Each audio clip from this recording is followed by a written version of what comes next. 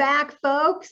It looks like, I was just cross-referencing hacker teams. It looks like we've got at least one from each team represented. So that's great. Thanks. And welcome back to Sprint4Oregon. Just as a reminder, this is going to be recorded and put on our YouTube channel. So for some of the judges and mentors who aren't able to join tonight, they'll be able to watch later. And for any other hacker team members who weren't able to make it on this Sunday afternoon, we can share the link out with them as well. So again, I'm Sally Bell, VP and Executive Director here in Southern Willamette Valley, and I am joined by my colleague, Justin Martinez, who is really our guru and lead for events and platforms and communities. So thank you, Justin, for helping make this event happen this weekend. Welcome back, and we're excited to hear your pitchbacks tonight. So over the past several days, we've engaged with about 30 different people from around the region, from here in Oregon, and also we had some mentors from New Jersey who pinged in. So this has been, you know, a coast-to-coast event, and we're looking to make the World Athletic Championship Oregon 22 Riverfront Festival a tech-enabled experience. So thanks for helping bring some of that tech-enabled juice to this event. And this, of course, would not be possible without our sponsors. So thanks U of O and to Google and Lane Workforce and Code Ninjas for, again, helping bring and elevate some civic hacking to this amazing event that's going to be next July. And we hope everybody here gets a chance to actually be there in person, because that's where the rubber meets the road. That's where we get to feel the effects of all this great work and be a part of it. So just to recap some quick lessons learned from the last couple of days. I know there's been a lot of both synchronous and asynchronous work, which is the beauty of doing an all virtual hackathon, but we know that we can do this. If there's anything we've learned over the last 18 plus months, is that we can do things like this all virtually, and we thank you for that. Some of the office hours were very instructive and co-creative, and I think there's some really great concepts out there, and we're excited to hear them tonight. So thanks for taking the time over the last 3 days to put some energy into these solutions. And I think there's just a lot of potential. And so I know it's been a big weekend for Eugene. Mark and I were just chatting about, there was a big pop-up multimedia event this past Friday called Beam, which is very much the arts and culture scene. You know, we have this hackathon going on. So even though we're in the middle of the pandemic, we are learning how to be with it and still be an engaged community. So thanks for being a part of this. And just want to take the time to acknowledge everyone here in the Zoom room. So if you don't mind, I would love to pass the mic. And not just from judges and mentors who are able to be here, but also to all the hackers. So it looks like there's 12 of us here tonight. I'm just going to pass the mic and I'm going to go down the line. So maybe when it's your turn, you can tell us who you are, who you're affiliated with, what team, what challenge you worked on, and what team you're working with. And then maybe also just share like a little nugget, something you learned over this experience. So I'm going to start with Asa, and then we'll go to Caitlin. Hello, can you hear me? We can. Wonderful. I'm Asa. Hello. I'm a current student at Oregon State University. This is my first time working with this whole TAO group, and I've been really impressed with just the organization and structure. Everything's kind of put together. It's hard to put something like this together remotely, so well done. Yeah, I'm on the challenge for the waste management group. I'm excited to talk to you guys about that later. Asa, give us, I'm gonna keep you to it. Give us one, like what's something you learned or something you enjoyed or just something you're gonna take away from this experience. Sure thing. I got a lot of practice using a design tool. I'm mostly a back-end person, but I got to mess around with Just in Mind, which is like a prototyping tool that I'd never heard of, but I needed to make a prototype, and that's what came up first in Google search. So cool. Super cool. Thanks, Asa. Appreciate you. Caitlin. Thanks for being a part of this. I'm excited to be here. I'm so sorry if I'm lagging or sounding crazy right now. My You sound kids are great. all home on their tablets and video games. So our bandwidth is like going full speed ahead right now. I work at Onward Eugene. We're an economic development nonprofit. Prior to that, I've worked at other nonprofits, and I've actually submitted challenges in the past for Hackathon. And then I had the just privilege of being involved in this in different ways. So I'm just love to see how it's evolved. I love that we got to do this virtually, and I'm super excited to watch you guys today. Thanks for your support, Kaylin. Okay, let's go to Erin Zybert and then Lindsay. And I'm just going to say Z-Bart. Nobody ever gets it right. Thank Nobody you ever for gets it right. correcting me, Erin.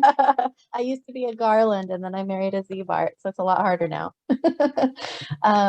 So I am a freelance UX designer and I live in Eugene. I have a husband and a son, and I saw this through a women in tech group that I'm in on Facebook and decided to hop on, which was awesome.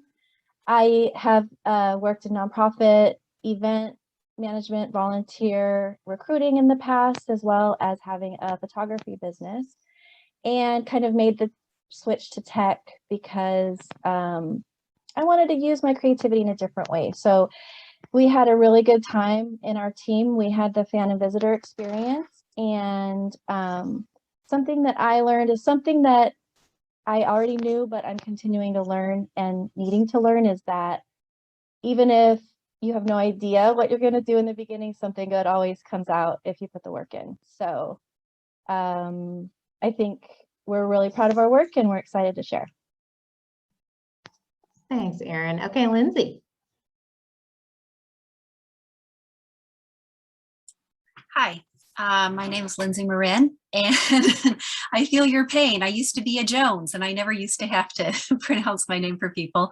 I graduated from the University of Oregon in June with a degree in computer science, and I just got a job this last week as a software engineer at Rosen Aviation here in town. Hooray. And we have been working on the Athletes and Culture Challenge. Just my one teammate and I am just absolutely blown away just by watching what Ryan can accomplish in the space of a few days. I've been working with my brother to make a web app just for fun, and it takes us forever just to get a thing halfway set up, and he made this whole app happen. So it's just cool to see. I have some goals now. It's been really fun to watch. And for my own self, I got to learn a whole lot about track and field events and some of the athletes that are going to be coming here. And that was also really fun. Thanks, Lindsay, and congrats on your job. That's super exciting. Let's go to Mark Davis and then Ryan Guthrie.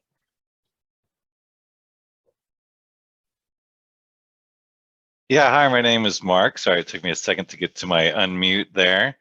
I am the face of two project teams that are going on this weekend, and we're addressing two challenges. One of them is the visitor and fan engagement one, and then the other one is athlete showcases and culture. And yeah, what I learned, one thing I learned this weekend is that I can be on teams and just be the face man for two teams and not be doing the actual tech work. But it worked out in such a way when I was recruiting people to be part of this event. They were willing to do everything, but they didn't want to do the pitches, and they didn't want to put the decks together and stuff like that. So I volunteered to. I made them a deal. I said, okay, if I do all that stuff you don't want to do, will you do the rest of it? And they said, sure. So yeah, I'm looking forward to hearing the pitches and seeing what happened. Thanks, Mark, and thanks for being part of these hackathons for so many years and supporting TAO. Let's go to Ryan Guthrie. Hi, I'm Ryan. I'm a software engineer for Earnest, which is a student loan company based out of San Francisco. I just recently came to Eugene, but I have family here. My sister, Aloma from MindWorks, is the person who told me about this. So I worked with Lindsay on the athlete and cultural showcase, and it's been a fun hackathon. I feel like it's nice to have like a very specific target for what we're doing or what we want to accomplish. Thanks, Ryan. That's awesome. Yeah, Aloma sent me an email at the end of last week and said, my brother's participating. And I said, no way, that's so great. I love how well networked we are as a community. And MindWorks is a great organization if you guys don't know about that co-working space near Fifth Street. It's awesome. Thanks. Okay, let's go to Ryan Hurth and then Sam Foster. Hi, I'm Ryan. I'm a student at University of Oregon, and my project was the fan and visitor project, which was a great experience. And specifically, I'm happy to learn a little bit of Figma, which I didn't have any experience with prior to this, and we use as a design tool that Aaron helped us out with.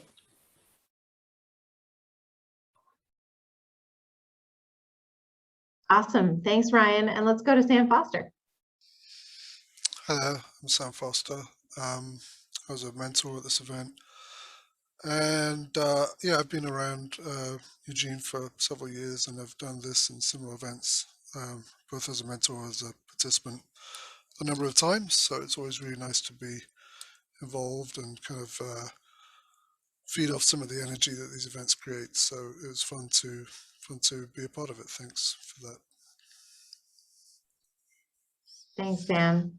You're awesome. We really appreciate your support.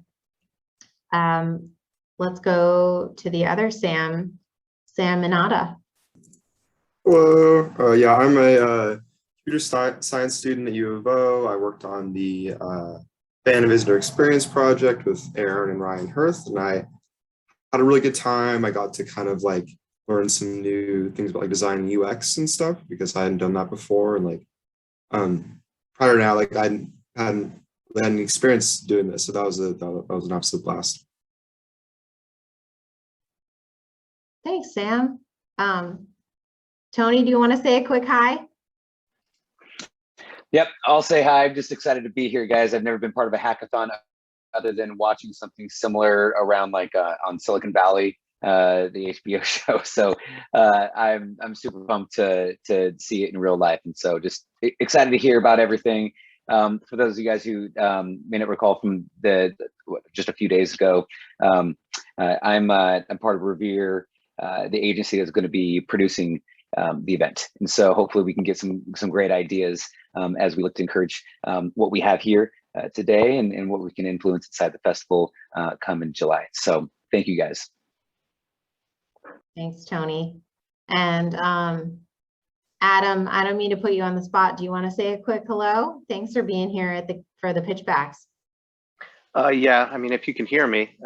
We can. Yeah, well, I'm kind of simultaneously trying to finish this Chargers game, but I'm very excited to see what's up with the pitches. And I would like to note that Mark Davis actually, I believe, may have been the founder of the Hack for a Cause.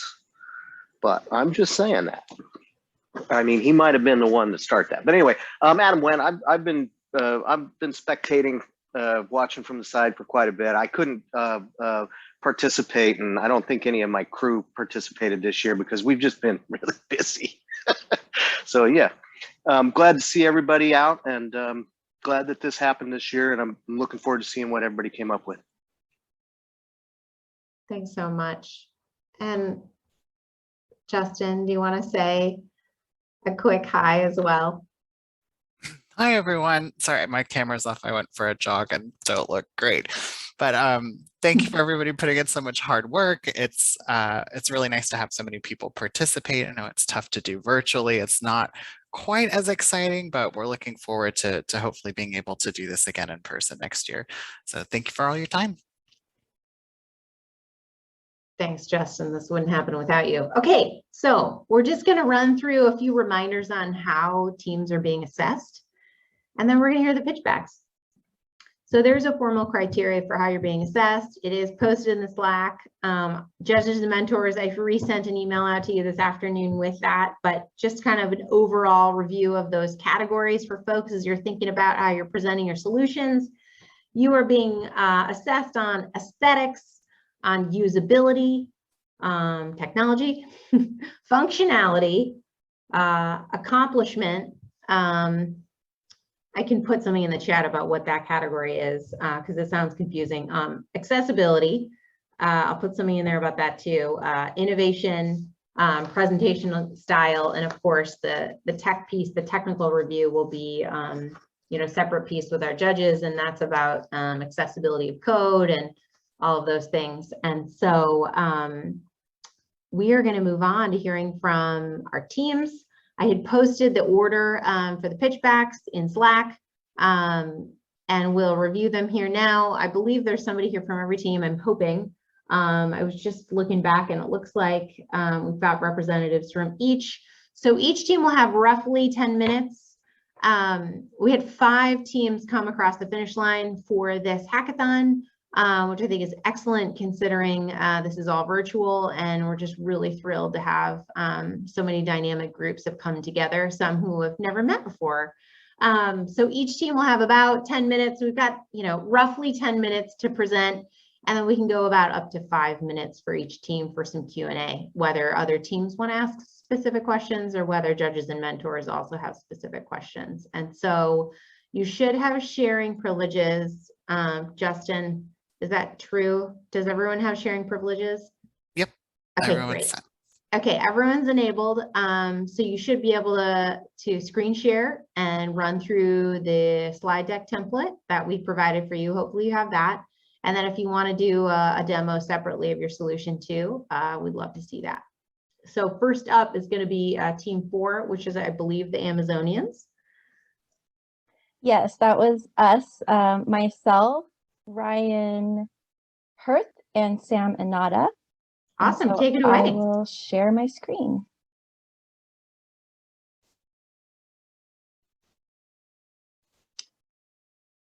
Okay.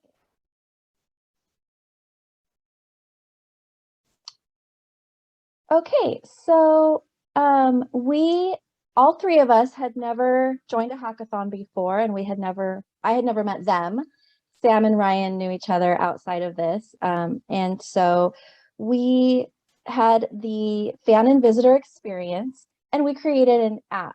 And with this app, we hope to engage festival participants and residents of Eugene, people who may be visiting from outside of the city and people who have been here a long time, to get them to engage with our rich culinary, cultural, and fun community.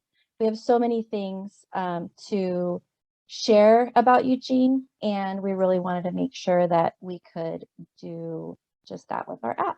So now Sam will, let's see. Oh yeah, so as we said, I'm a UX designer. Sam is a U of O student, as well as Ryan being a U of O student. Yeah, so we felt like the main problem that we were trying to address with our app was that there are going to be thousands of people come in to like see this event, new people coming to Eugene who haven't been here before. It's going to be like a huge economic opportunity for Eugene. And so we want to like basically like optimize that and make sure that like people experience Eugene and all that Eugene has to offer in like the best way that they possibly can, and so that they want to like come back and keep investing in the city and turn Eugene into like some greater like tourist destination. So yeah. Great. And so Ryan. We thought it would be good to showcase some fun things to do in Eugene and separate those into different categories. So a food category and culture and general activities. And that would help, first of all, teach Eugene culture and history, as well as promote local businesses and restaurants and connect people in Eugene. Our solution is an app design that showcases all of these things, especially restaurants, family activities, cultural events, locations, and history of Eugene, where users can keep track of locations they visit and participate in challenges to earn points. So the idea is to really get people out of their hotel rooms, out of their homes, out of the festival fence area, and really explore the city. And so you can't really participate with this app unless you're out exploring the city. Kind of what we wanted to showcase. Okay. Oh, we have one more. All right, Sam. And so for our app design, we chose to go with kind of like a QR code scavenger hunt-esque sort of thing. And so if you actually pull out your phone camera, you can scan this QR code and follow along with our Figma presentation if y'all would like. I'll give everybody a second to do that. But we felt that. Go ahead. I was going to say, Yeah. Sam, we'll show you the whole design, but you can experience it on your phone through the QR code. Exactly, yeah. And we feel that QR codes are a great way to kind of like the design like model that we kind of went after was Pokemon Go. I forget who else was talking about that on the first day, but we believe that that's kind of like the gold standard for creating kind of like an AR app that connects people digitally, but also like puts them in the real world and gets them experiencing new things. And so we feel the QR codes and having like, you know, QR code posters and stuff around town, like allows people to like, not only like for people going to the festival to invest more in Eugene and travel to Eugene, but for people who live in Eugene to kind of invest more in the festival and get more excited about the festival. So yeah. So this is our app design, which you might be experiencing on your phone. We worked together on it, and it is from a user-centered perspective because I am a user experience designer. And so we really thought through the flow of how this would work when users start here and then they go here. How will they understand what they should do next? And we tried to answer that by the use of color and shape, as well as interactivity. And so I will zoom in and Sam will talk about the roles. Yeah, so the basic idea is that there's going to be these kind of QR codes around town. They're going to be like on locations and restaurants. And if you scan one of these QR codes, you're going to get points in this app. And so like, so yeah. And so like, and so we have this, The points are meters. Yeah, I mean, we're calling the points meters just to kind of like, you know, fit with the theme and everything. And they're in like 3 different track categories. So there's food, culture, and activities, which Ryan will talk about later. But yeah, and then at the end of the festival, if you have, say, a certain amount of meters, we're going to say 2,000 meters. If you go to like the end of the festival event, you get a little like prize of some sort. And we're going to like, you know, track progress of users against each other. And so if you are in the top 3, we'll have like a real life podium event where you can like sit on the podium if you won that event or whatever, then you'll get like a greater prize. So yeah. Okay, Ryan will talk about the tracks.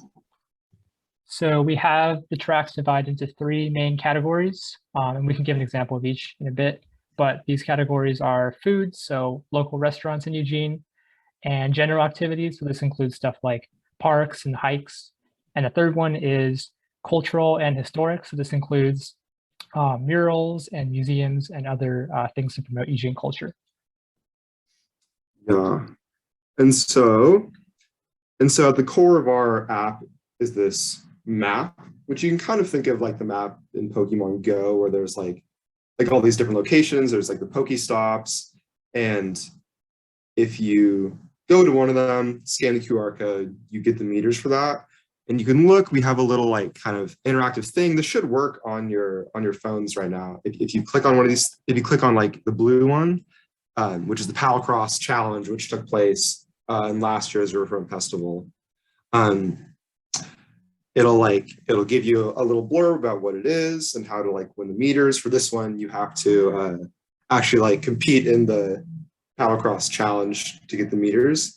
And then it'll show you like, it'll give you like a Google Maps link to like how to get there and everything. And then it also keep track of like the places that you visited, and those will turn green, like was in the first slide. And yeah, and here you can see to the right, we kind of zoomed more in on like the festival. And so that will become like, you know, a big map with like, you know, a lot of different like places to visit and stuff, and really like lay out for you all that the festival has to offer and get you like excited about going to like different places in the festival. And Ryan will talk about our meter count. So within the 3 categories, we have a progress bar that tracks how many meters are gained, and this means how many events you visited within the respectable meters. And so the goal is 2,000 within each category. And like Sam said, placing in the top 3 will earn you a bigger prize at the end. Great. So each track concept was split out on the next row of our prototype. And Ryan will talk about food. And guys, we're at 8.5 minutes, just so you know. Okay, so this is one of the 3 main categories. This is the food track. So the map you see, which is the third image, is an example of one of the particular spots, the downtown spot, which lists some of the restaurants. And you can keep track of where you are on the track and how many you visited. And if you click on one of these, so for instance, if you click on Sushi Pier, you can see more information about it, like the menu and a description and how many meters it's worth. Yeah, and that'll be like when you actually scan the QR code, like that screen will come up. Right, so the concept is the QR code will be posted in the window of the restaurant. You scan the QR code, and then this food track after scan food screen pops up. Exactly. Okay, activities. So we wanted to highlight activities that are great for families because lots of people visit events with kids and they need things to keep their families entertained. And so we wanted to include all kinds of things, paid things, free things, things that make kids happy. So we have that same concept as the food scan. And then you visit, for example, the Eugene Science Center, scan the QR code in the window, and then you earn 600 meters by visiting that. And then culture. Yeah. And so where like activities was more about like, you know, if you do the activity or if you go to the activity place, you get meters. Cultural is kind of more about like visiting like locations and historical sites and stuff that are really, really important to people's experience about Eugene. Like, you know, for instance, it could be like the first Nike store or like the like Pre's Rock, or here we have this mural about like indigenous culture. And so yeah. Yep, great. So we really had a great time on this prototype and we worked together to create it. I did show them how to use Figma, but they both ran with it and we equally added to it. So it was a really good experience working on this together. Just a little bit, we're a little bit over. So just a little bit about award ceremony and recap. Yeah, I kind of already said this, but basically it's like if you get a certain amount of meters, then you'll get a small prize, but then we'll have an award ceremony at the end where you can get bigger prizes. So yeah.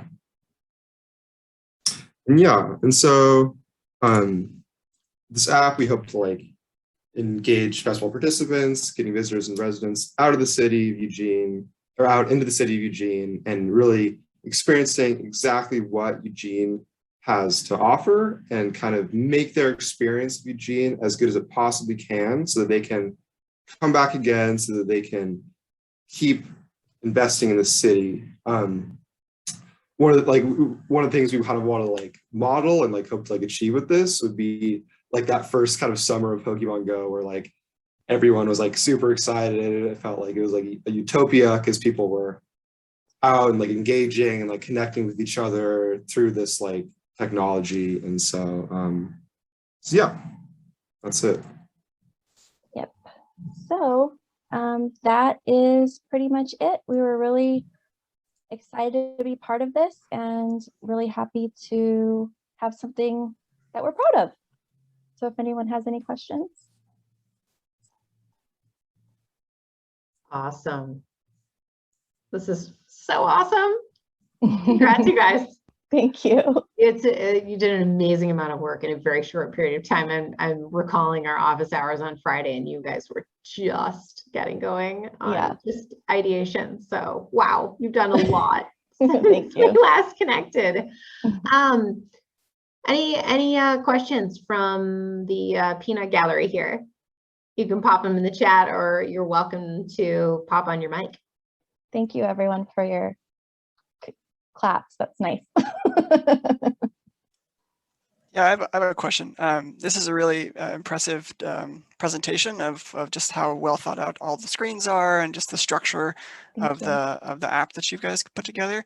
I know it sounds like, Erin, you've kind of worked with UI stuff before, UI UX stuff before. Mhm. Have the other two guys have done anything with that before? Is that a new endeavor? This was, go ahead, Ryan.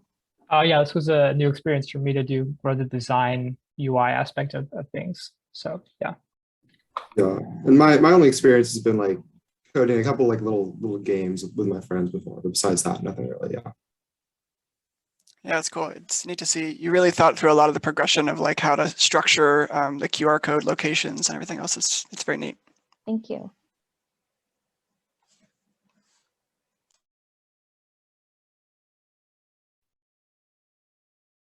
What did you guys find the most challenging about the experience? I think for me, and I'll let them answer as well, it was just trying to wrap my mind around how we were going to present something complicated in a quick way that would be presentable by today. So I think the talking through it in the beginning was the hardest part for us to really nail down what we were going to do. But once we settled on our idea, it flowed really well and we worked really well together. So it was nice. For me, I feel like it was kind of like visualizing, like creating this like this app or this web app, and kind of like making it like not like super duper like hard to implement and expensive to create. And we feel like that this kind of QR code system we made is kind of like a good kind of middle way point where it's like it's still like would be like really cool and like really transform people's experience of Eugene, but it's also like implementable and not super duper expensive. Yeah. For me, I would say the organization of where the track categories are was one of the hard things to do. But once we figured out how to have categories and then subcategories within that, so for instance, like restaurants and then downtown or vegetarian or something categories, and then have tracks for each of those, that helped for the organization aspect.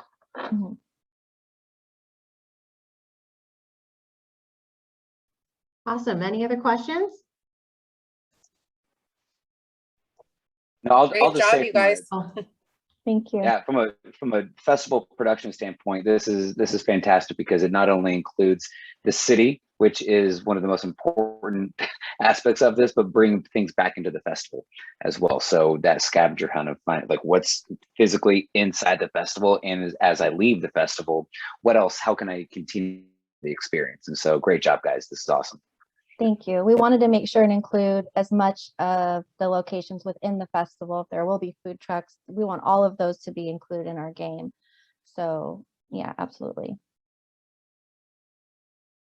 Awesome. Thank you. We'll consider you wrapped up for this pitchback. Thanks, everybody. Okay, let's go on to the next team for this challenge, which is Team Yellowbox. Take it away. Okay, I'm sharing my screen here in a second. Clicking some buttons. Clicking some more buttons. All right, huge link, mushroom kiosks. So this isn't kiosks that like, it's not a way to buy mushrooms. It's kiosks that look like mushrooms.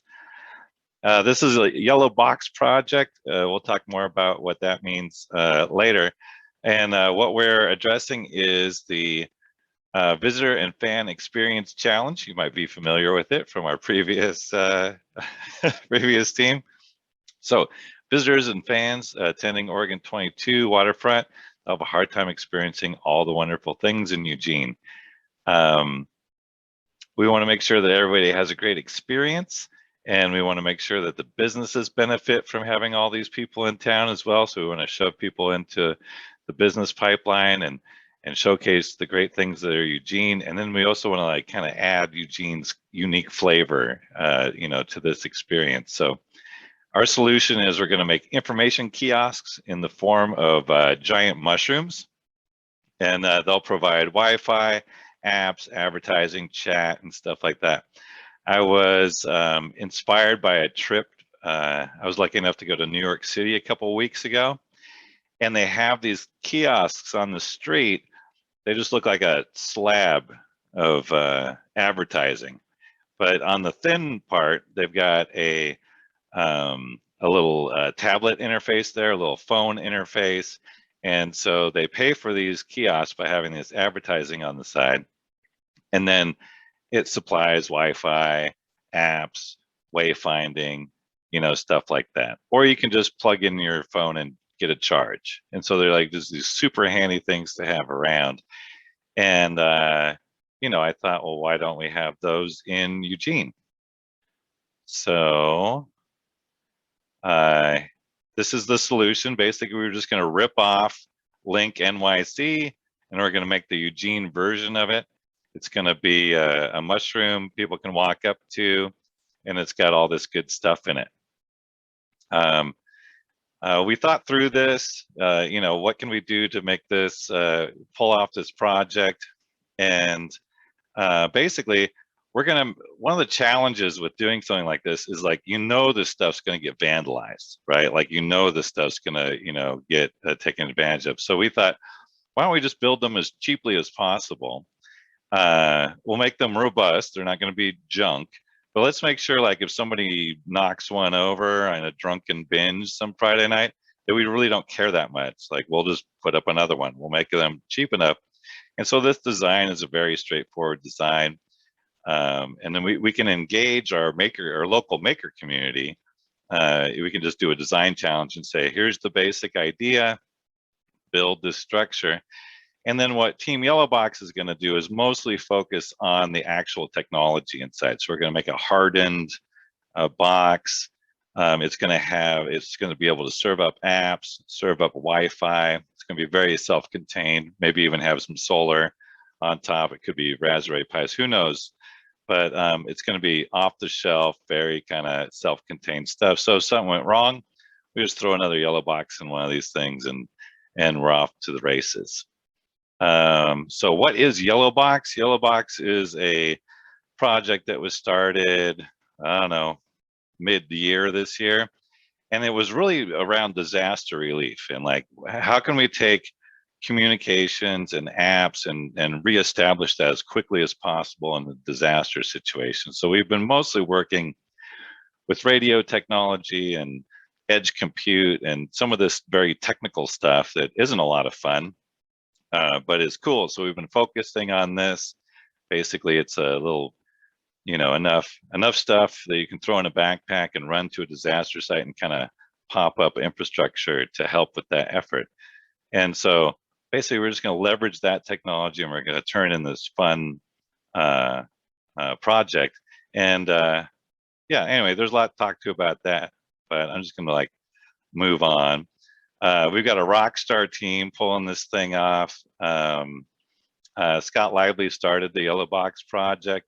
Pretty soon after getting into it, I introduced him to Michael Barrow, who's like, he's been running Willamette, which is a mesh network. And all of these folks have a lot of heart. We recently brought on Peter Lee, who is a ham radio expert and has been doing disaster recovery stuff for as long as I've known him. And so we've got a really great team, you know, to be able to pull this off. And of course, I've got some experience as well, implementing things and trying to make it awesome. So I think we've got a pretty good chance of pulling something like this off. It feels like it's at the edge of our mastery, but not out of reach to pull it off. I do have a little demo. Let me see. Oopsie, hold on. I gotta escape out of here for a second. We were able to pull in the data from, we got a download of the list of data of cool things to do in the area. There's about 3,000 things to do in Lane County. And so what I did is I pulled them into, this is Airtable. I'm just going to use it for a demo. Like, for example, here's, if you want to take a look at the shopping category, here's some shopping stuff to do. We're over here kind of in the region. And so this is like an example of one of the apps that could either be served off the kiosk, or you could you attach to the thing, you attach to it through Wi-Fi, and like the welcome page will have a list of apps. So we could have like the previous team's app on there to do the racetrack stuff. We could have a basic wayfinding experience here. Change your view to sports. There's some sports stuff going on. Of course, we got details and stuff. You all know how maps work. So but I just wanted to show you that we pulled some data in, we did some stuff. And let's see here. I think that's about it for the demo. Oh, this is a good one.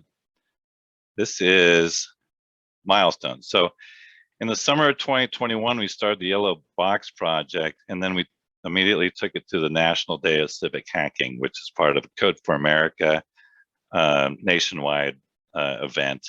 I'm part of the local Eugene. Open Eugene is also a Code for America chapter. So we did that event. Now here we are at the Sprint4Oregon hack. We'll probably take a break through the holidays, and then when we come up for air again in January 22, I think we've got plenty of time to make a June deadline to have kind of this stuff together. We'd start doing, in the early spring, we'd start doing hardware design competitions, prototyping competitions with the U of O Design School and the local maker spaces, and get these things fleshed out, like how we're going to build them.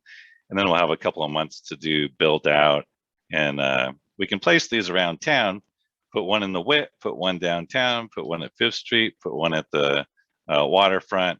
And so kind of like anywhere in town that we're trying to get people towards during the event, we'd have them there.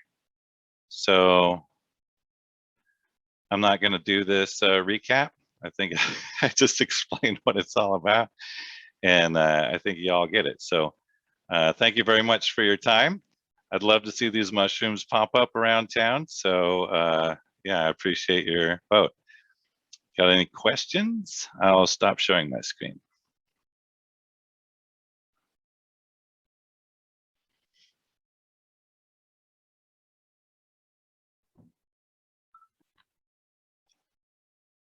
Any questions, folks? I'd like to ask a clarifying question. So when you said the box serves up the content, you mean that the box has a web server in it and you connect directly to it, or is it just the equivalent of bouncing you out to some place on the internet? Like, how much is going on in the hardware there? Yeah, so it's got both.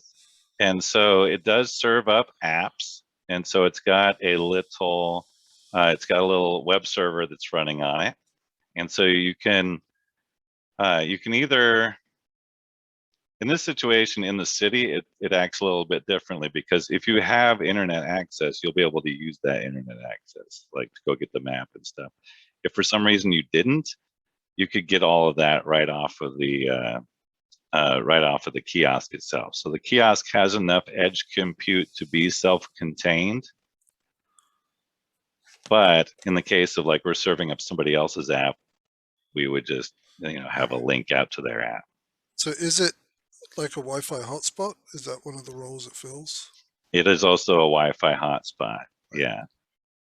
Yeah, and if you get deeper into what we're doing with the mesh networking stuff, the mushrooms should be able to communicate with each other over longer distances. And so they would be able to, sync data or do some stuff like that. That's interesting.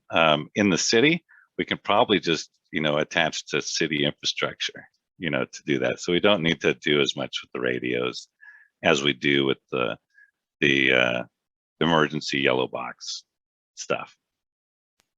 Okay, thanks. Mark, I'm curious. This is awesome.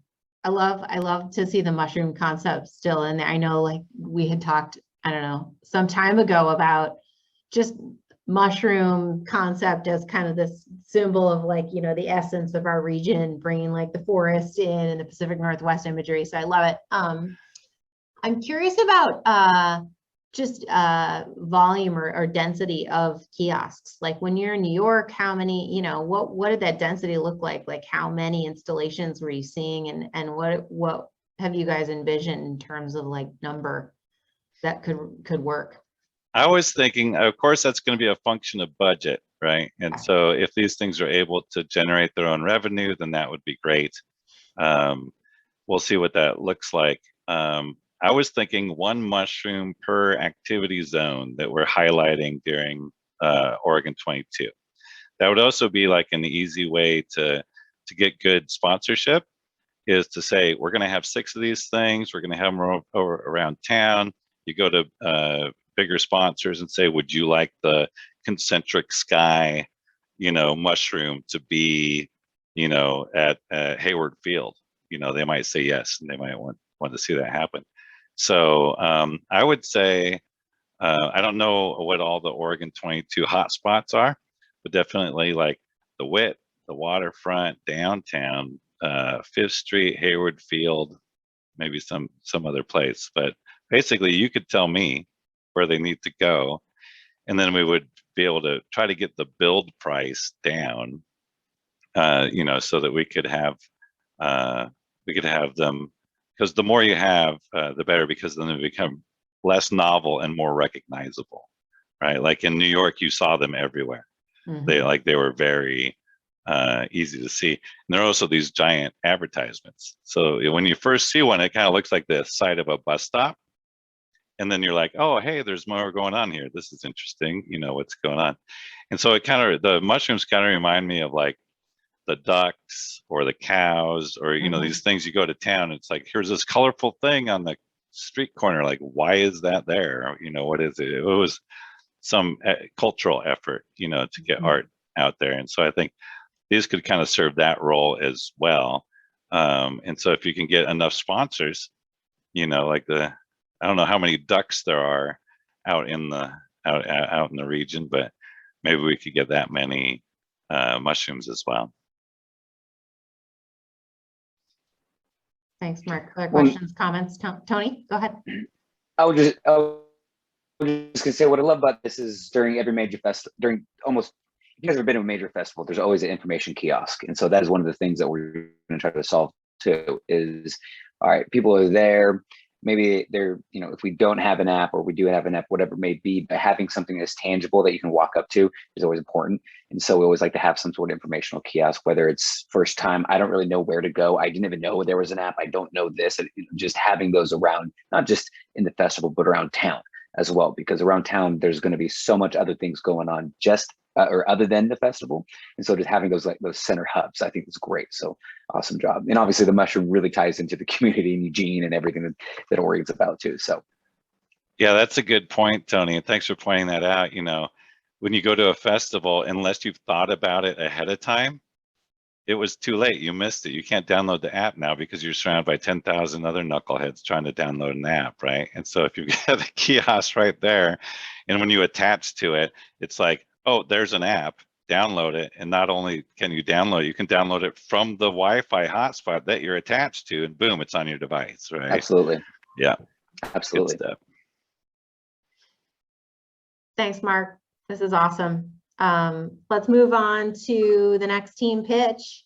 We're going to hear from the team that worked on waste and recycling. I think I had your team name wrong. I learned it only in office hours once. It might be Team Crackle. Yeah, I think we were originally Team Crackle, but I like Team Crinkle too. That's fine. Sorry about that. It's all good. All right, take Flexibility it is away. key. Okay, sure. Let me see if I can share my screen here. All right, so I think that is visible now. So yeah, we were originally team Release the Crackle with our 3 initials being CR, AK, and AL, but possibly Team Crinkle is also fine. The team is myself. I'm an Oregon State University student. Andrew, who checked into office hours and asked a bunch of little questions that were really great for me when I kind of reviewed the office hours video, and then I never heard from him the rest of the weekend. And then Cameron Rowe, who signed into the Slack channel that we were in and then never heard from them again after that point either. So it's basically me. I am, like I said, I'm a current student. I'm an undergrad. So I kind of took this project as like an opportunity to try and learn some stuff I'd never done before, like UI, UX a little bit, and try and take it from start to finish of what could be possible. So I tried to prototype the project, do a little bit of data wrangling, build out a little React front end for what I was intending to go for, and then eventually deploy that onto Heroku, which we'll see here in a little bit. So what is the problem statement? The city of Eugene is looking for some kind of a mobile-friendly game or... can I stop you 1 second? Are you absolutely. trying to share your screen? Are you I trying to am. share? Okay, we cannot see a screen share. What? That's unacceptable. We want to see your screen. Let's see here. And way to go carrying the torch. I'm so impressed. Let me try that again. It's weird because it says it's sharing, so that's why I'm very confused. Let's see, share screen. Share. How's that? Yes. All right. We got the slides? Yes. Wonderful. Okay. My bad. Okay, there's the pictures. Here we go. Problem statement. Okay, so yeah, City of Eugene's looking for some kind of something that's easily accessible when attendees, like visitors to large festivals, including youth, can use as sort of a way to engage during, engage in events and in terms of waste, right? So if you have these large events, you have lots of people come in, there's lots of like waste generated. That could be either food waste or, just trash or plastics, whatever. And City of Eugene has a really neat recycling waste management program that I think a lot of people aren't aware of, especially if you're coming in as an out-of-towner or whatever like that. So what City of Eugene is looking for is something very simple that people can open up and quick get an idea of like, oh, well, we can recycle this, we can put this in the yard waste, or this should probably be put in the garbage, essentially. So whatever the goal here is to create something small, something accessible to people, and something that can be informative, right? That's the whole idea, something concise and useful. So what is the impact? The idea here is to potentially share out a QR code, it's like the first group talked about, inside of large events, for example, the Riverfront Festival. And this could be like near food booth areas or just like general areas where people are congregating. And that QR code would take this person not to an app that they'd have to download, but to a website that's currently hosted. And what that website would do would be a very more mobile forward site that would be accessible to someone who's loading in. And have a very simple interface, something that even a kid, kids have phones at like 10 years old now, as crazy as that is, right? So it has to be something that's like very easy for someone to use and be engaging, right? Because we're trying to talk about waste management, which isn't really the most, sexy of topics, right? But we're trying to sell that. We're trying to encourage people to think about waste generation and how to handle this waste, especially at these big events. So the impact here is to create something that's streamlined, get right to the point, get right to the focus of what we're trying to get at, and let the user interact with that. So the solution is a responsible mobile website called Sort It. This is a very simple waste sorting game that a user can connect in via that QR code, and they have the option to start sorting common event waste items that are provided like in a 30-second timeline, a window essentially, where they have to sort different items essentially into the appropriate locations within that time limit. So you might be handed like, okay, we're going to give you a paper plate, right? And you have to sort that into trash, recycle bin, or yard waste, right? As like your 3 major categories. So you have 30 seconds. You got to get as many of these sorted correctly into the appropriate locations. And at the end of that, you get to spit out a little score that says, hey, you got this many things correct, or here's what you messed up on. Here's what you actually you could have put somewhere else, right? Like, oh, you might think you can't recycle this, but you can. Here's a little prompt that says what we can do with that. So real simple, very easy, very bare bones, but it gives you that immediate feedback by somebody who's looking at it to say, okay, I can recycle this. I should put this in the recycle bin or not. Demos. I'd never used a lot of this stuff before, but for a mock-up, I put together this thing using Just in Mind. And then I actually deployed a little sample site on Heroku, which we can look at a little bit later. So the prototype is in Justin. Can y'all see this still? I think you're sharing your browser window and not your whole screen, so we still see the. You still see the pitch deck. Okay, let me see if I can adjust that. Zoom controls. Where did you go?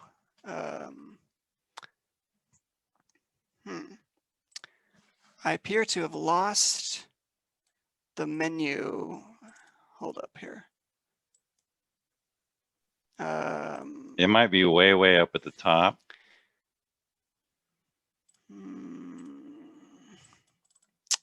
Huh. I am perplexed. I have like a little like the micro view of all the individual tabs, but not the main view of the Zoom app anymore. Let me see if I can. Try stopping sharing for a second. I don't even have. Oh, stop video? Nope, that's not it. My apologies here. Let me see if I can figure this out. I don't actually have the menu, the toolbar for controlling the stream is no. Can someone like kick me from stopping sharing? Because that'll probably cancel me out. Yep, that did it. Thank you, whoever did that. Share screen. Okay. Let's try this again here. Nope, don't want to. There we go. Okay. All right, can we see that now? No, share. How about that? Yes, I think. Looks like it's starting. Does it look like a little phone? No? Okay. Now, yeah, now I can see. Yeah, I can see it. Yeah. You got it? All right, fantastic. It should be a little iPhone looking thing. Yep, yep. And I'm zooming in and out of it right now. Does that look like it's right? Fantastic. Okay, so we're here. We're at sorted. So this is what would come up when the user plugs in the QR code, and they would just take them right to this website, which is a current website, not an app that they have to download. And so they would be prompted with a simple screen that says, hey, you've opened this app up. You have 30 seconds to make the most correct sorting decisions. Click the button to start. There's also links up here to Eugene's local management programs if you want to learn more, as well as a link to the City of Eugene website. So we're hit start sorting. And then what's going to happen is the user is going to be provided a 30-second timer, which is going to count down. And then each second, or every moment that the timer is still up, they have the chance to drag and move items that are going to come pop up into this little screen into one of the categories it's presented to you, right? So like, let's say that I get this thing, I'm like, oh, this goes right in the trash, right? Toss that in garbage. Then ideally you'd be prompted with something that pops up and says, no, this is not correct, but it takes the item away. You can't resort that thing once you've made a decision. And then another object pops into the thing, and then you get a sum total score at the end of the 30 seconds saying, here's how many points you earned that you guessed, selections that you've made correctly.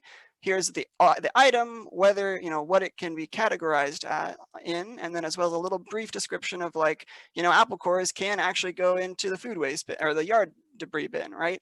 And then you can like scroll through and see all the different individual items that you made a decision about, and whether or not you were correct in what you've decided that place should go.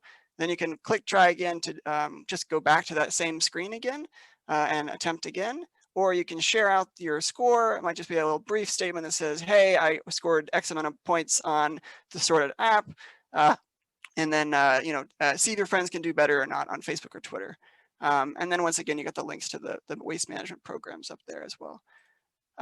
So I attempted to code that out in React, which I'm not super familiar with, but I got a little bit of a ways there. So this is basically the same structure. This is a live website hosted up on Heroku, which has the same little categories, right? You've got your little link, which of course does open to City of Eugene. And then once those items would pop in, you'd be able to drag them in like a mobile screen, toss them into each individual categories, get those prompts and get your score, just like that. Short and simple. Let me see if I can toggle this back to my pitch deck here. All right, is this still showing? Are we back on? Yeah, all right, thank you. we're on the deck. Mhm. Great, fantastic. So the quick recap, this project matches the target audience, which is event goers who are going to come in. They're not going to want to download an app on their phone. They're just going to probably want to try something at a booth, see how it is, and then walk away. Let's be honest with what they're going to do. It's a very simple, engaging interface. It's very clean. It's accessible to even a small, like a youth could probably open this up and play around on their phone for 30 seconds and maybe learn something, which is the whole point, right? And then bare bones. Obviously, I wasn't able to complete much of anything. I have a very funky prototype and a very minimal website, but the concept is there, right? You could easily polish off the rest of it, finalize it, and make be useful to somebody. So anyways, lots of room to build out on. I'm happy to answer questions, but that is sorted in my application. Thank you. This is so awesome. Congratulations. This is an immense amount of work as a solo team, and good on you for carrying that torch. Some really nice comments in the chat, including one saying, school districts would even potentially be really interested in something like this. It's so engaging for so many different audiences. Any specific questions out there for Asa?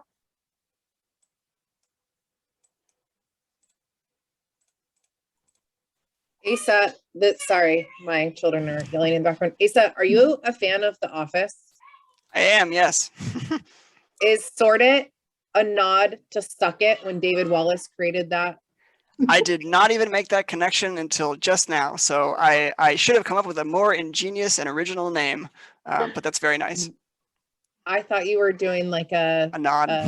hat tip. So I was like, cool, that's such a neat thing. But you did a great job.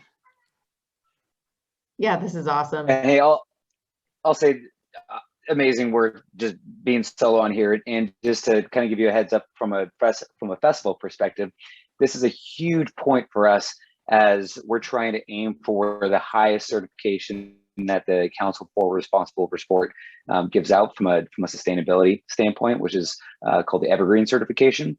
And so all that everything that goes into that is doing the on-site the sorting, the calculations of carbon, the water management, all those things, and this just adds another element into that, showing how much we have, or how much importance we've placed upon this topic. And so, as a festival producer inside not just this event, but for all events, sustainability is not just extremely important, but it needs to be important moving forward because it is the future of our planet. And so, I think it tends to get I don't want to say pushed by for more important things in a general, population term, you could say, but what we're doing and what a lot of event producers are doing is we're putting more money and more resources into this because it needs to be focused on, because as you can probably imagine, festivals are pretty unsustainable by nature. And so that this is a huge piece for us as we're truly focused on it. So great job.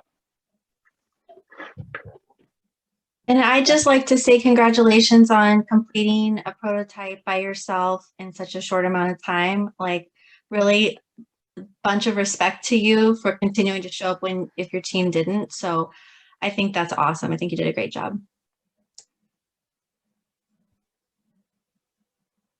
Absolutely. Thanks, everybody.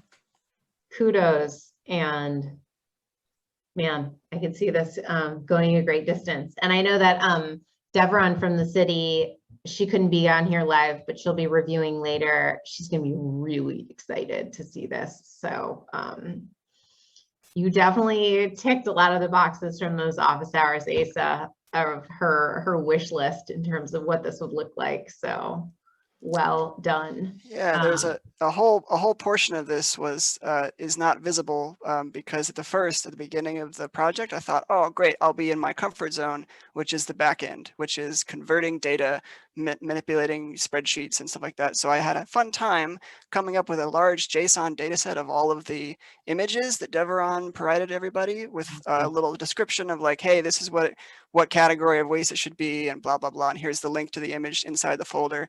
And then I can't use it because we're doing a prototype. So, oh well, but you just roll with the punches, I guess. What a great attitude. Well, thanks. This is really fun. Okay, we're gonna wrap that one and move on to the next team. We've got the Athlete and Cultural Storytelling Challenge. And so there's 2 teams pitching for this. So next we'll go to Wall of Fame.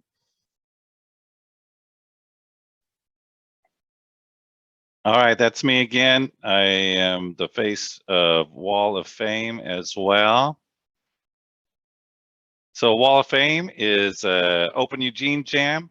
We are addressing the Athlete and Cultural Storytelling Challenge. And the problem is getting to know the athletes and their cultures in a fun, interactive experience. And the impact we hope to achieve is by showcasing participating athletes, we can build empathy and understanding of various cultures. So this is Team Open Eugene. There's 5 of us.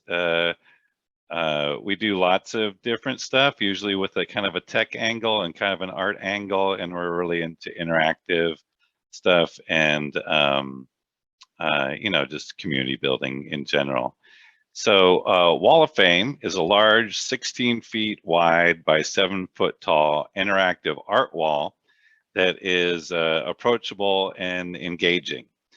And so last week we prototyped this thing. Here's a picture of it in my backyard. And what it is it is 8 individual scrims that are hung at like a 15-degree angle from each other that make this wall.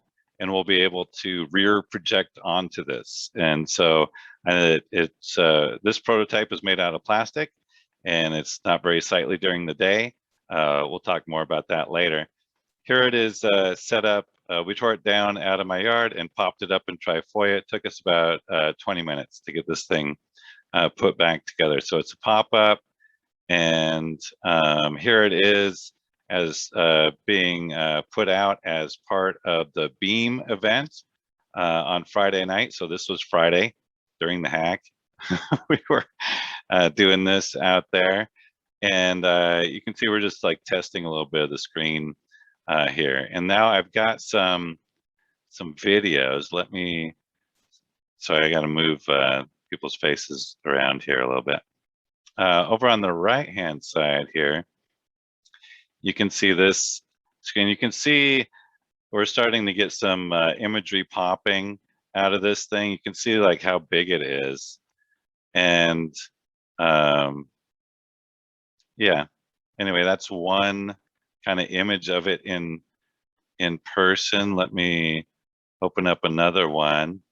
I'll back it up a little bit for you. And you can see at night, all of the infrastructure pieces of it disappear, and it's a very bright, very clear experience. And what makes it interesting with these different angles is, unlike a completely flat screen where it's super clear that you're just supposed to be sitting in front of it, this has a very wide viewing angle. It's almost like an 80-degree viewing angle. You can see that there's something interesting going on here, and you can see and it asks people to kind of walk up to it and see what's going on.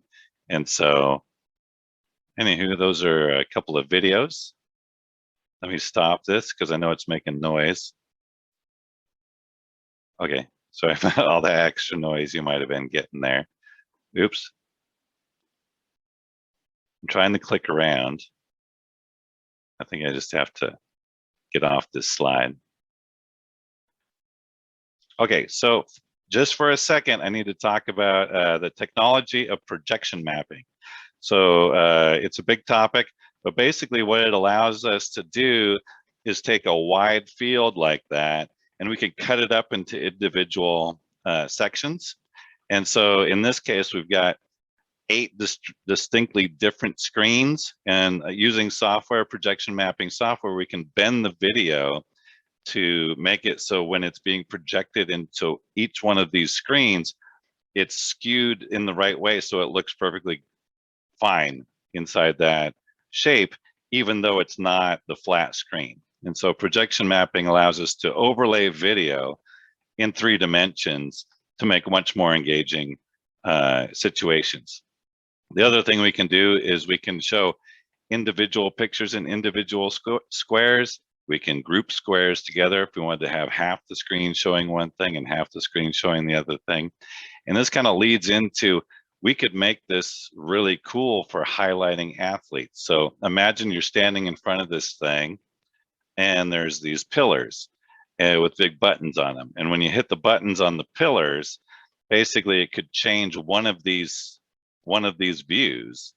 And you kind of keep hitting the button, it'll change one of the panels, the one that's closest to your pillar, and you can kind of select, one of these athletes, and then maybe give it a second, and then that athlete's story video starts playing on the entire screen.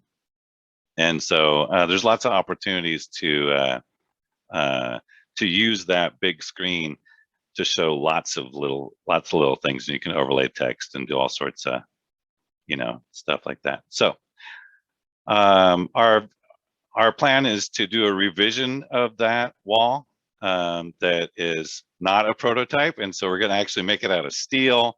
We're going to get the next level of scrims that are more expensive. We're going to make this thing so it could survive for a week, out at the festival in weather and in all that stuff, and we'll build an enclosure for the projector as well, so it will survive.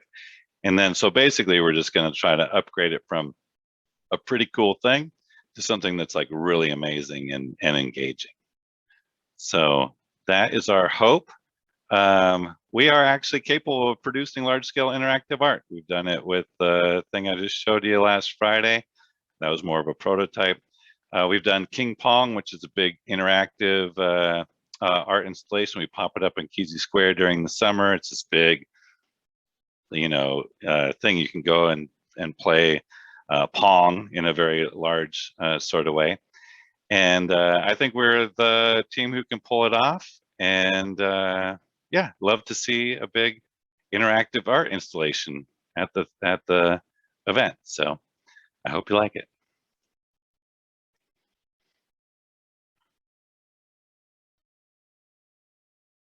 I'm Thanks, done. Mark. Thanks, Mark. That's awesome. Wow, I wish I had seen it in the flash on Friday. I'm just curious from a projection perspective, like what's actually projecting, what's needed to project, like how many projectors, or what was the tech behind the projection itself? Well, using the one thing that is cool is that this projection mapping software is very cheap, and it's very popular for like the concert going people who put out installations like this. So you can buy the little box that actually runs all the video and stuff. They're about $350 a piece. And so we could get 1 or 2 of those. In the situation that we had down at Beam, we just had 1 projector that was lighting up all 8 sections. You can use as many projectors as you want. I think up to 4 of them are supported on one of those little boxes. And then, so what happens is typically when you project, you just project a big box, right? And so if the screen was smaller, there'd be all sorts of extra light happening. And, if you had two projectors pointing at the same screen, it would be all mushy and overlapping and stuff like that. The software lets you mask out everything that isn't the surface that you want to project on, right? And so when it's projecting, you could use multiple projectors in concert, and they all are hooked up to the same box, and it just gives you more lumens. It just gives you a much brighter presentation by having multiple projectors. So you can just stack them up on top of each other. You can kind of point them in different pieces. And then in the software, you have to line up the projector with there's a bit of work to get it all to work perfectly right. But if we're going to do it as a permanent install, we'd only have to do that work once. So, we got a lot of projectors laying around, and we also have some pretty high power projectors. The one that we're using on Friday is 9,000 lumens. And then we have one in storage that we didn't pull out that's like 15,000 lumens, which is, I don't know if lumens mean anything to you, but your typical, like in the office giving a presentation one's probably like 1,000. lumens or something like that. So anyway, we've got some gear, but the great thing is, like, this stuff is just getting cheaper and cheaper all the time. So projectors, and like I said, the box to run the show, they're only like $350 a piece. So there you go. You could probably do it for. I was shooting for, if we got $2,000 from this event, that we would do it for $2,000. But I think the build out for the metal is actually going to, and the fabrication of the screen itself is going to be more expensive than the projectors and the technology. Sure. Love it. I love the interactive art. This is just awesome. Any other questions from folks out there? Yeah, I got a question. So just knowing that we're in evening hours and daytime hours, do you see the projection being light enough, or enough lumens to hit it during at 2 o'clock in the afternoon? You can never do it. You can never compete with the sun, right? I figured so. Yeah, Thinking and if so it there would was be a more money in the nighttime budget, only could kind of those- thing, unless you want to do something similar.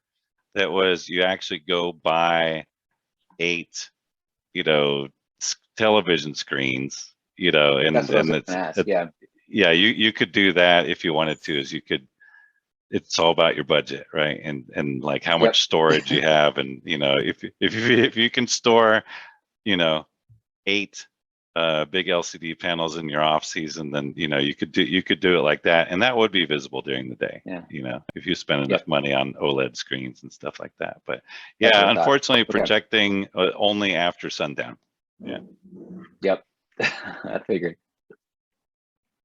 I love the idea, because that's something that we've been talking about. Do we use that steam plant for projection mapping on there? And if we did, is there some sort of tie that we could have interactively with what's going on there, and then what's going on the screens? And maybe the smaller screens that you were showing, that hey, is at some level, once we're done with that show, could you interact with the smaller screens and have that display up on the steam plant as well? So you've got a multi-piece, like you're directing what's going up there. Yeah, let's chat for sure, because the software that handles the projection mapping also does DMX and MIDI, right? And so you can do some good programming of making different things go, and you can coordinate what's going on with the video with what's going on with like audio or lasers or flash pots, or whatever other stuff, other stage type lighting gear can all be coordinated with that.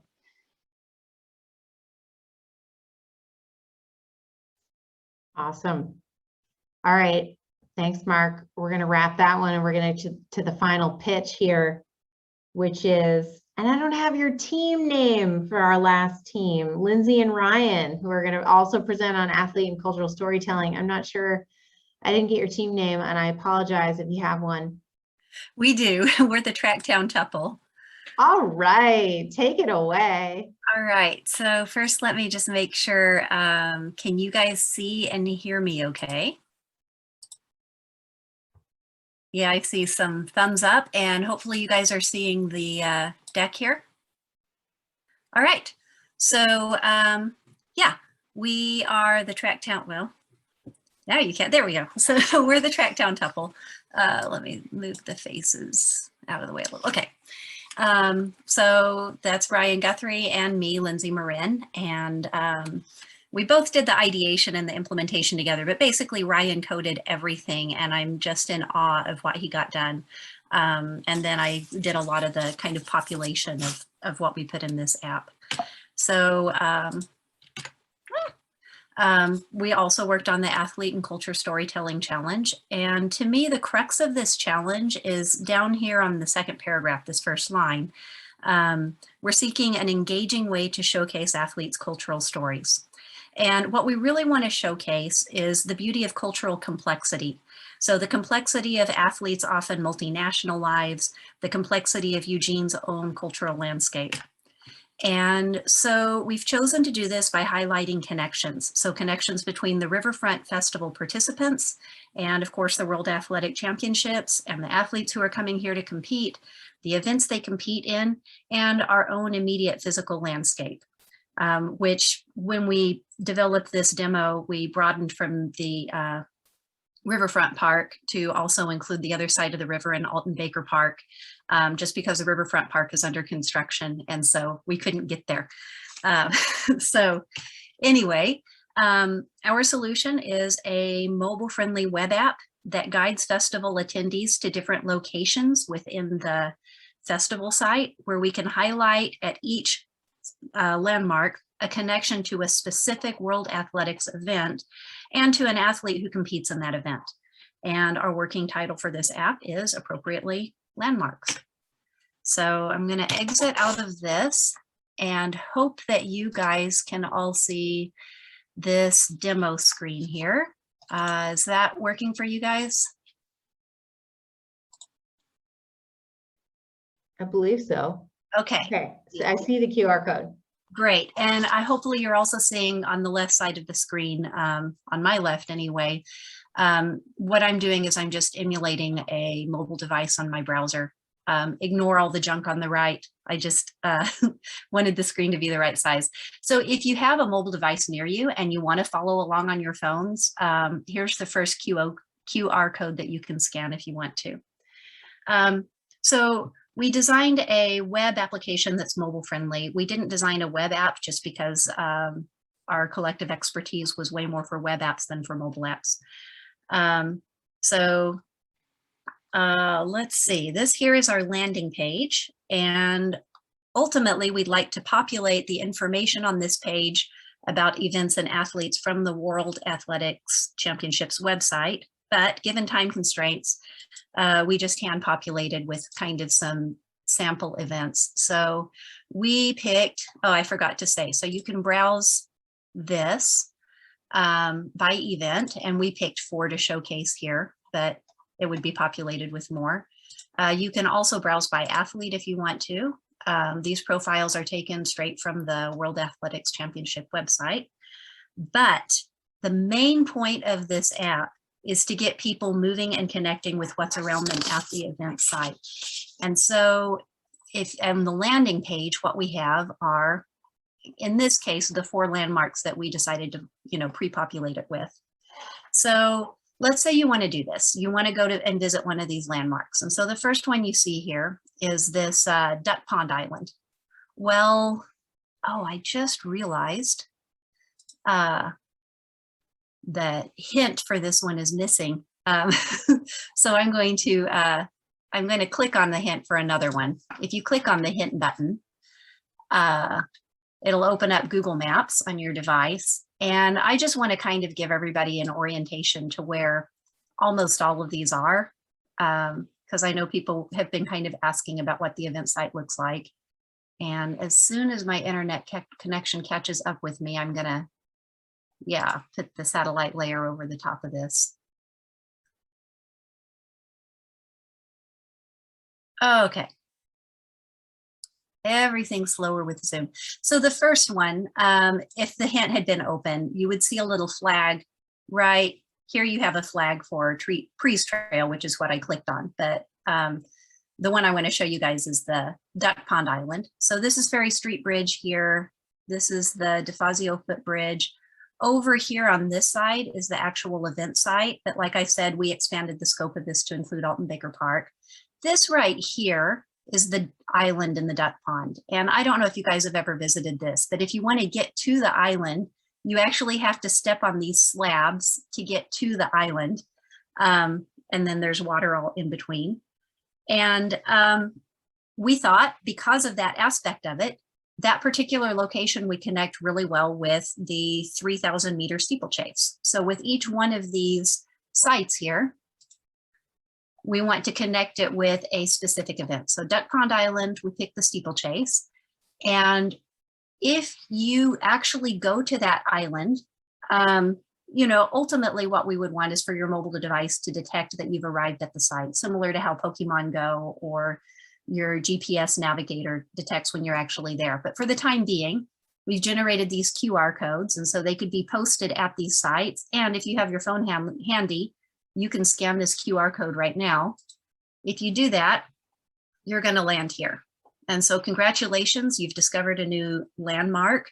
Ultimately, we think it would be great to gamify this. And so this congratulatory message here is part of that kind of, you know, sketching out at least a scaffold for that. And then also once you've visited it, you know, the landing page will show which ones you've visited and which ones you haven't. So that's what that is. So the main thing we want to do with each landmark, again, is to connect with something having to do with the event. So it just happens that if you are standing on this island, I'm going to zoom out a little bit more. This was just my fun research that I got to do. If you're standing on this island and you look over here at the summit of Skinner's Butte, that happens to be exactly 1 kilometer away, or 1,000 meters. And so what that means is that if you were to run from the island as a crow flies straight to the summit of Skinner's Butte, and then ran back to the island, and then ran back to the summit again, that's what that 3,000 meter steeplechase feels like to these athletes that run it. And that's what we're trying to do, is draw a connection between something that the participant is experiencing physically, where they're at, and some insight into the athlete's experience. So there's a little bit of information about the steeplechase. And down here at the bottom, also, you can find out that here are the top 5 men that have done this and their personal bests. There are people who can run that 3,000 meters, including jumping over little barriers and running through water in under 8 minutes. And then here are the rankings for the women. And for each one also, we want to highlight an athlete that competes in this event. So we picked Paruth Chimutai for this one. Hers is an interesting story because she came to running late and is kind of a standout already. So even though she's new to the sport, you can see that she's already 5th ranked in the world. So since we have time, and I'm really grateful, by the way, for the 10 minutes, it's fun not to feel like I have to rush. I want to show you guys another location because I really want to emphasize the kinds of connections that we're trying to make here. So the other ones that we pulled out are Prees Trail. It would just be terrible if we hadn't done that. The Nobel Peace Park and the River Edge Plaza, which is over on the eWeb side. So this would actually be part of the event site. But I want to talk about the Nobel Peace Park. So now you guys can see the hint button in action. You may not have any idea that there is a Nobel Peace Park in Eugene, but there is. And again, if my internet can catch up with me, I'm going to do a satellite overlay here. Here it comes.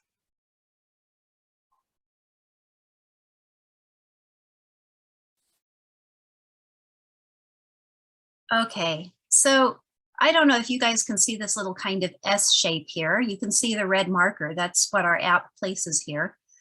This is actually the Nobel Peace Park.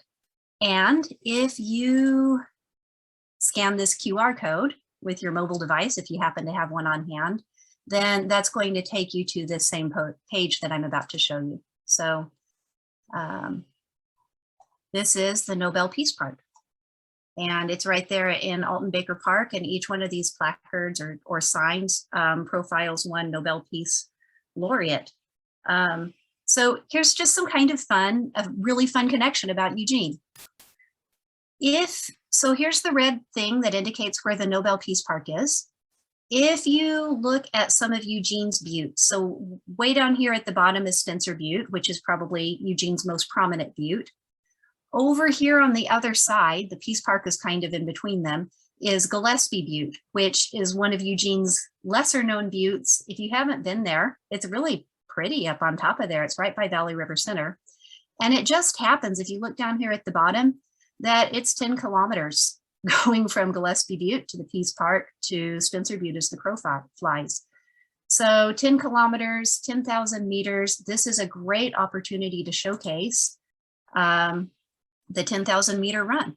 And so that's the event that we want to connect with that. And we want people to imagine, okay, so there's Gillespie Butte, there's Spencer Butte.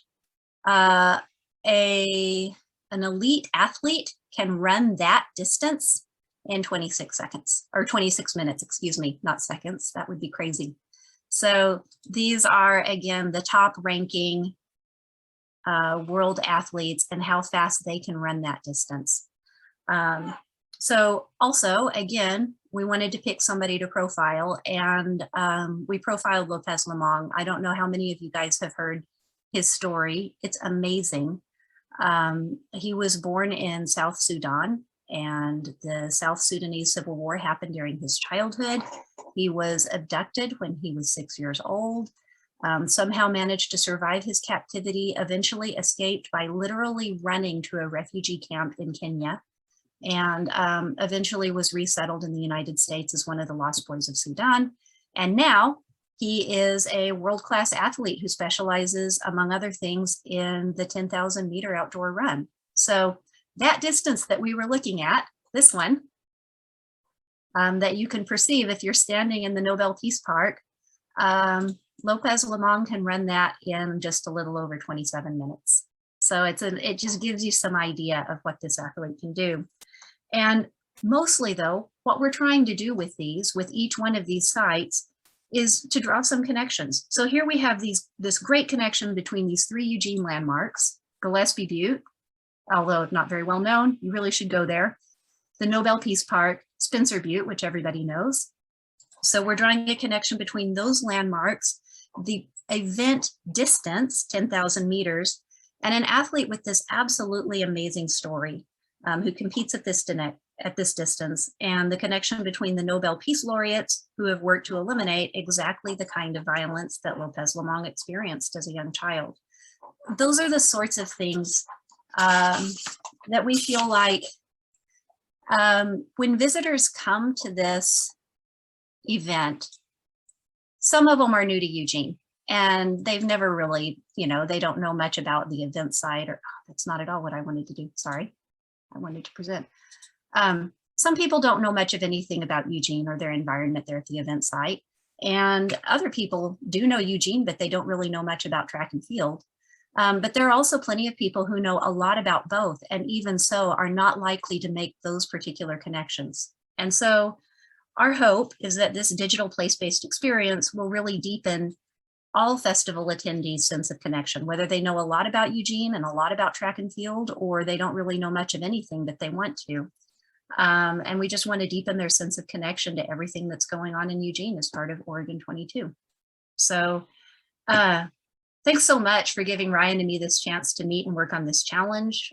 We learned a lot about putting together an app in a couple days, and also about Eugene, and also about track and field. And we would love to hear your questions and suggestions. And I'm going to see if I can stop sharing here. Thanks so much. This is amazing. Really feeling inspired, and I love the way you layered on all these complexities and stories together into one experience. Yeah. Questions out there for these two? I don't have a question, but I just wanted to say more of a comment, because I think one of the things that goes, Eugene knows the world of track and field. The world knows track and field.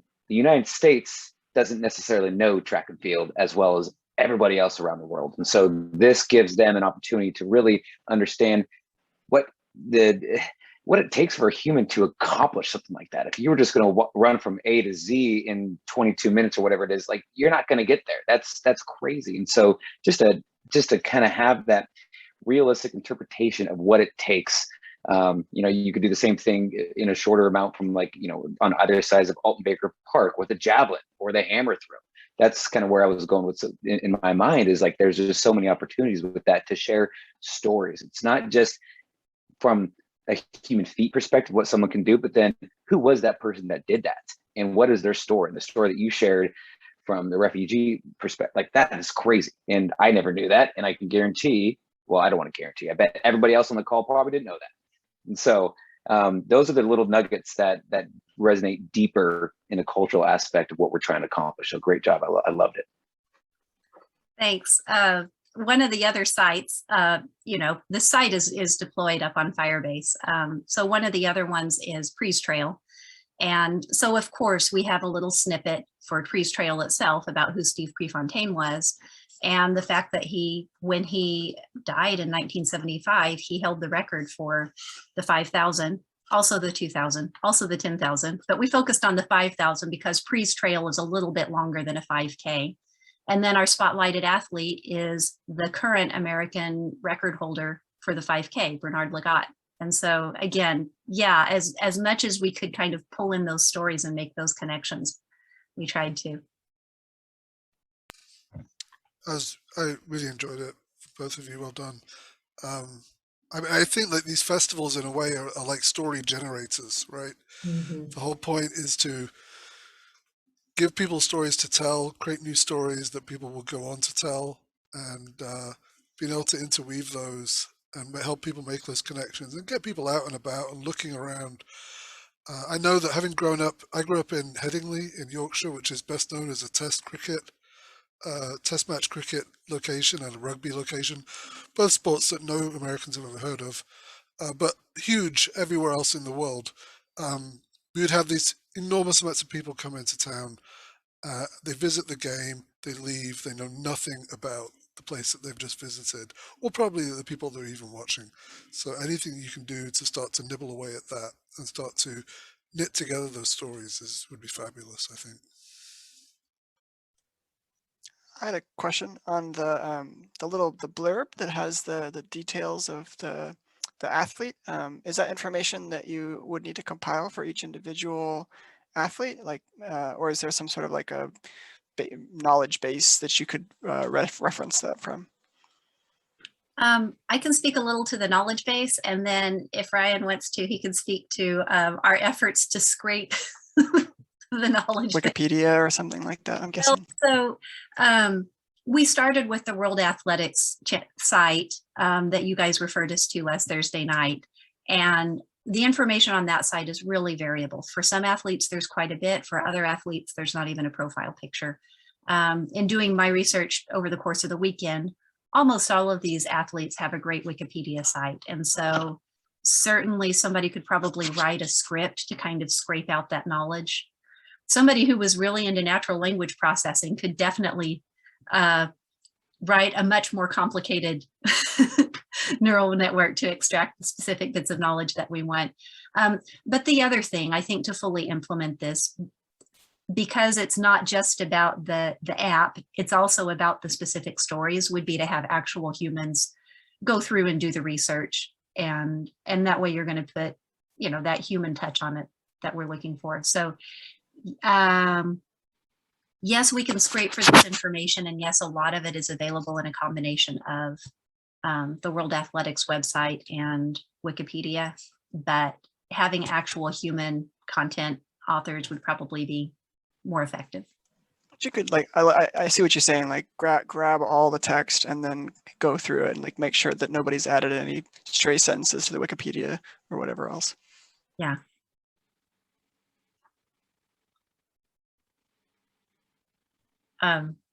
One of my fun experiences with all of this was just being blown away by all of the things that you don't see, which are all of the things that Ryan tried that we weren't able to fully implement. And one of them was the scripts for scraping information. So you don't get to see it because we hand populated in the end, but it's really cool that he did so much to scrape that information and got a really good start at it.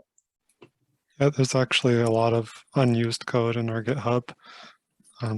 Time wasted trying to go the more complicated route, but we don't really need a full database of all the athletes. So dropped that and just picked out a few that we could really feature.